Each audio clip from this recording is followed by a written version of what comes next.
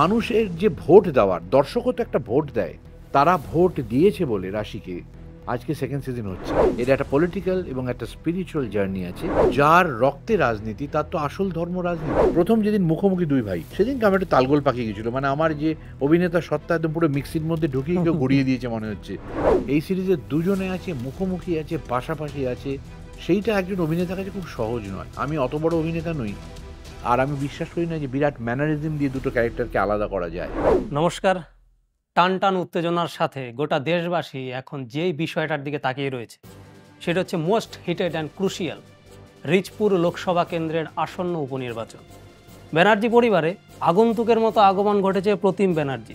তবে যাই হোক, এরকম জটিলতা এবং জলঘোলার মাঝে আজকে কিন্তু আমরা আমাদের সাথে পেয়ে গেছি এক এবং অদ্বিতীয়, মানে অভিনয়ের একদম চলন্ত ইউনিভার্সিটি যাকে বলতে পারেন, আমাদের সকলের প্রিয় মিস্টার কৌশিক বাবু।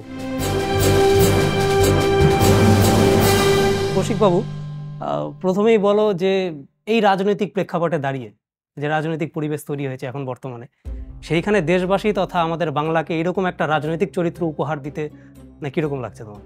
দেখো, যে কোনো সিনেমা হোক বা ওয়েব সিরিজ হোক, যাই তৈরি হোক, সেগুলো মানুষের কাছে পৌঁছে দিতে চাই আমরা ইনফরমেশন প্রচার করি, যে তারা যেন জানতে পারে যে এরকম একটা জিনিস আসছে। আবার রাজনীতির ক্ষেত্রে ব্যাপারটা দুর্দান্ত হয়ে গেছে। এবারে এটা কাকতালীয় বলবে নাকি এটা সত্যিকারই ঘটছে ভাবা যায় না। কারণ একটা নির্বাচন প্রচার এবং রাজনীতির লড়াই এমন একটা সময় রিলিজ করছে যখন আমাদের একটা বড় লোকসভা নির্বাচন। এখন প্রত্যেকটা জায়গায় সারা ভারতবর্ষ জুড়ে রিচপুর, ঠিক, হ্যাঁ, কাজে সেইখানকার একটা গল্প বলা হচ্ছে, এমন একটা বাতাবরণ তৈরি হয়ে গেছে। একটা রাজনীতি নিয়ে একটা কাজ সৌরভের, আবার রাজনীতি। প্রথম রাজনীতি সবার খুব ভালো লেগেছে, তাই জন্য একদমই। দ্বিতীয়টা বানানো হচ্ছে। সেইটা এরকম একটা পরিবেশের মধ্যে আসছে, কল্পনা করা যায় না। তো সত্যি একদম দারুণ একটা সিচুয়েশনে আমাদের সারা দেশ, সারা বাংলা এখন এই রাজনীতি নিয়েই মুখিয়ে রয়েছে। সেখানে আবার রাজনীতি দর্শকের কাছে একটা দারুণ উত্তেজনার সৃষ্টি করবে, এটা আশা রাখা যায়। এই প্রতিম ব্যানার্জি চরিত্রটা হঠাৎ করে কেন আবার রিচপুরে এলো, বা কেনই তিনি এতদিন আত্মগোপন করেছিলেন? এই প্রশ্নটা তোমার মনে এসছে, মানে সারা বাংলার দর্শক যারা দেখবেন এটা, তাদের প্রত্যেকের মনে আছে আমি আশা করব। একদমই। হ্যাঁ, তারা একটা আন্দাজ করছেন, যে যার মতো গল্প বানাচ্ছেন, এবং সেখানে এইটাই হচ্ছে মজা এই জিনিসটা দেখার, যে একটা আশ্চর্য ঘটনা হচ্ছে কি করে। সবাই জানেন যে এটা, তারা দুই ভাই ছিলেন এবং একই ধরনের দেখতে। একজন নিরুদ্দেশ হয়ে যায়।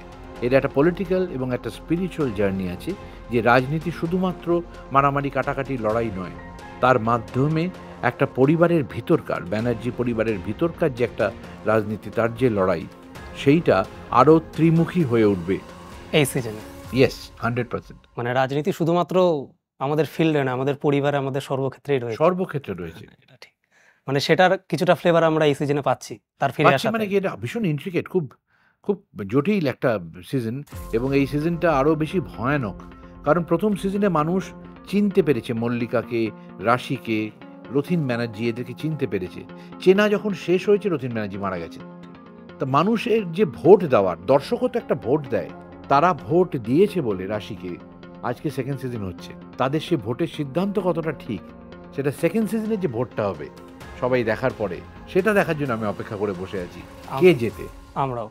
রথীন ব্যানার্জির থেকে কি প্রতিম ব্যানার্জি নেতা হিসাবে অনেক বেটার, নাকি তারও এক সময় সেই ক্ষমতার লোভ, যেটা গ্রিডিনেস, সেটা জন্মায়? এটা একটু কৌতূহল সবারই। দেখো, যেভাবে উপস্থাপনা করা হয়েছে তাতে দেখে তাকে সাধু সন্ত লোক বলে আমার মনে হচ্ছে। আচ্ছা, আমি দর্শক হিসেবে বলছি, সে আশ্রয় নিয়েছে ধর্মে, বোঝাই যাচ্ছে, নইলে এরকম সাধুর মতো সে তিলক কেটে কেন আসবে। ঠিক, কিন্তু যার রক্তে রাজনীতি তার তো আসল ধর্ম রাজনীতি। একদমই তাই। এখন দেখবার যে ঈশ্বরের ধর্ম এবং রাজনীতির ধর্ম, এই দুয়ের দ্বন্দ্বে কিভাবে প্রতিম সার্ভাইভ করে এবং প্রতিম কিরম মানুষ হয়ে ওঠে। প্রথম সিজনে রথীন ব্যানার্জি, তারপরে এখানে প্রতিম ব্যানার্জি। তোমাকে দুটো ক্যারেক্টারকে ফুটিয়ে তুলতে হয়েছে, তুমি একজন একটা মানুষ। কতটা চ্যালেঞ্জিং এটা তোমার কাছে? দেয়ালে ছবি হিসেবে ছিলাম প্রতিম ব্যানার্জি। রথীন যখন বেঁচে ছিল, দেয়ালে ছবি ছিল, নিরুদ্দেশ জেনেছিলাম সব। অভিনেতার কাছে বিপদ হলো, এই সিরিজে দুজনে আছে, মুখোমুখি আছে, পাশাপাশি আছে, দুই ভাইয়ের সহাবস্থান আছে। সেইটা একজন অভিনেতার কাছে খুব সহজ নয়। আমি অত বড় অভিনেতা নই, আর আমি বিশ্বাস করি না যে বিরাট ম্যানারিজম দিয়ে দুটো ক্যারেক্টারকে আলাদা করা যায়। আমার প্রচুর পরিচিত যমজ মানুষ আছে, যারা একই রকম কথা বলেন, একই রকমভাবে ঘোরাঘুরি করেন। দুজন স্বাভাবিক থাকবে, কিন্তু দুটো চরিত্রকে কী করে আলাদা করা যায়, এটা খুব কঠিন পথ। আমরা সেই কঠিন পথটাই নিয়েছিলাম। একটা হচ্ছে প্রশান্তির, আর একটা হচ্ছে অস্থিরতার। যে পয়েজ, যে প্রশান্তি প্রতিমের মধ্যে ছিল, রথিনের মধ্যে সেটা ছিল না। সেইটুকু দিয়ে তাদের আলাদা করতে হবে, এবং এটা মাথায় রাখতে হবে যে রাজনীতিতে যে রথীন ব্যানার্জিকে দেখেছিলাম তার বয়স হয়েছে, আর এবার রথীন প্রতিম যাদেরকে দেখব তাদের কিন্তু আর একটু কম বয়স। সৌরভ, ঈশিতা এরা বারবার করে বুঝিয়েছে এটা না, এটা না। আমার একদিন শুধু শুটিংয়ে খুব অসুবিধা হয়েছিল, প্রথম যেদিন মুখোমুখি দুই ভাই, সেদিনকে আমার একটু তালগোল পাকিয়ে গেছিলো। মানে আমার যে অভিনেতা সত্তা একদম পুরো মিক্সির মধ্যে ঢুকিয়ে কেউ গড়িয়ে দিয়েছে মনে হচ্ছে, আমি আলাদা করতে পারছি না দুটোকে। তো এই উত্তর যারা অভিনয় পিপাসু, অভিনয় প্রেমী, তাদেরকে অনেক রকম টিপস দিল এই টোটাল অ্যান্সার। প্রতিম ব্যানার্জি, এটা সমস্ত দর্শকদের এগুলো মানে তাদের হয়ে আমি মুখপাত্র করছি, যে প্রতিম ব্যানার্জি কি ব্যানার্জি পরিবারের সেই রাজনীতিতে অংশগ্রহণ আলটিমেটলি করলো, এবং মল্লিকা ব্যানার্জি সেই নোংরা রাজনীতির মুখোশটা আলটিমেটলি সে কি খুলবে? সিজন 1-এর শেষে আমরা দেখেছি যে মল্লিকা পাওয়ারে এসছে, রাশির খবর ঠিক করে জানি না, এরকম একটা আশ্চর্য অবস্থাতে প্রতিমা আসছে। এখন দেখার একটা বিষয় যে ভালো হোক মন্দ হোক, তুমি যেটা বললে যে মল্লিকা ভালো নয়, তাই যদি ধরে নিই, মাথায় রাখতে হবে যার হাতে ক্ষমতা আছে সে কিন্তু পুরো প্রশাসনটাকে নিয়ন্ত্রণ করে। কাজে যে নির্বাচন আসছে, যার হাতে ক্ষমতা, সে নির্বাচনটাকে তার মতো করে নেবেই। এই শুটিং চলাকালীন এরকম ইন্টারেস্টিং কোনো ঘটনা যেটা তোমার এখনো মনে পড়ছে বা মজাদার লাগছে? কস্টিউম পরে বসে থাকতাম আমি, আর আলিদা কোনো কথা বলতেন না, চুপ করে বসে থাকতেন। আর সামনের বড় আয়না ছিল, সে আয়নাটার দিকে তাকিয়ে থাকতাম, তার সাথে কোনোভাবে রথিনের মিল নেই। এবং ওই যে একটা চেহারা, যারা সেটে ছিল তারা জানেন যে আমি ওই পোশাকটা পরবার পর, আমি তো এমনি খুব গপ্প করতে ভালোবাসি, আড্ডা মারা, শুটিংয়ের ফাঁকে ইয়ার্কি মজা কিচ্ছু করতাম না, আমি নিজেকে চিনতে পারতাম। আমি একদম না, চুপ করে থাকতাম। এবং অনেকক্ষণ যদি কেউ চুপ করে থাকে না, তারপর যখন সে তার চরিত্রের কথা বলে, তার জায়গা বলে, সে এমনিতেই পুরো পরিবেশ থেকে বিচ্ছিন্ন হয়ে যায়। মানে সেই লোকটা এতটাই অরা তৈরি করতো কৌশিকবাবুর দ্বারা যে তার আশেপাশে লোকজন আসতেও একটু ভয় পেত। মানে এটাই হয়তো বিরাট বড় সাফল্য এই ক্যারেক্টারটার জন্য। তো আমরা মোটামুটি শেষ করে ফেলেছি আমাদের দর্শকদের দেওয়া প্রশ্নগুলি। আমার মনে হচ্ছে প্রতিম ব্যানার্জি এবার খেলা ঘুরিয়ে দেবে, তোমার কথা শুনে মনে হচ্ছে। কিন্তু খেলাটা খুব ডেঞ্জারাস খেলা, কিন্তু এই খেলাটা ছত্রভঙ্গ করে দেওয়ার খেলা। আচ্ছা, এবং বাড়ির মধ্যে, একটা পরিবারের মধ্যে একটা বড় রাজনীতি চলছে।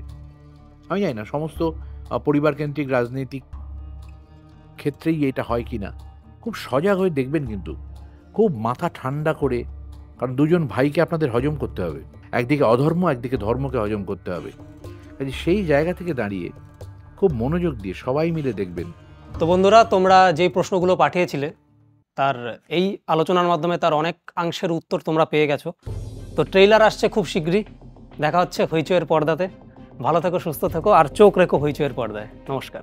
সবাই তৈরি থাকুন ব্যানার্জি বাড়ির কুরুক্ষেত্র দেখার জন্য। আগামী 24শে মে আসছে আবার রাজনীতি হইচইয়ের পর্দায়।